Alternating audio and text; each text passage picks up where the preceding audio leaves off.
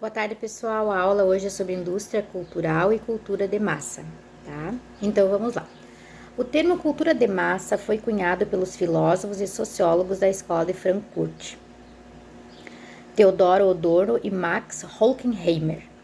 A ideia de cultura de massa perfaz uma noção de que existe um tipo de produção cultural industrial para satisfazer as necessidades de uma indústria capitalista, que vende os seus produtos culturais como se fosse algo que se compra em um supermercado.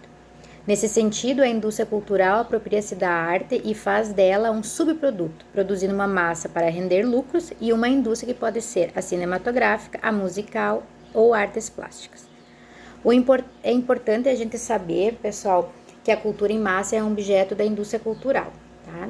O conceito de cultura de massa diz respeito a uma cultura que não é autêntica. Ela tornou-se um elemento de mercado e o cinema e a fotografia representam o ápice desse desenvolvimento tecnológico que foi levado à cultura de massa. A cultura de massa tornou-se, então, no vocabulário da teoria crítica, uma manifestação cultural inautêntica, pois é o fruto de um movimento de massificação da cultura, ou seja, de produção de elementos culturais para satisfazer os anseios de um mercado capitalista de vender tais produtos e utilizá-los para a propagação de um ideal da vida capitalista e consumista. Como se nós fôssemos no mercado e fosse comprar um vidro de maionese, um vidro de ketchup, eles fazem isso então com a televisão, os filmes, fotos, tá?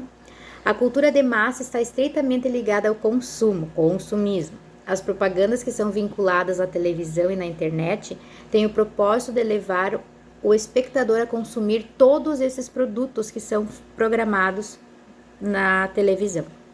Do mesmo modo que as propagandas passam tais ideias, a cultura de massa também é utilizada como tal objetivo. Então, filmes, novelas, músicas, séries, estampas de comerciais são exemplos desse tipo de cultura. Tá? A indústria de bens e consumo aliou-se à indústria cultural para propagar esses ideais. Nesse sentido, a indústria cultural viu uma maneira de vender os produtos do mercado, além de propagar os ideais das vidas dos burgueses do capitalismo. Nesse sentido, a cultura de massa é uma espécie de propaganda daquilo que é vendido como padrão de vida, além de ser uma espécie de produto autônomo que sustenta a lógica do consumo capitalista.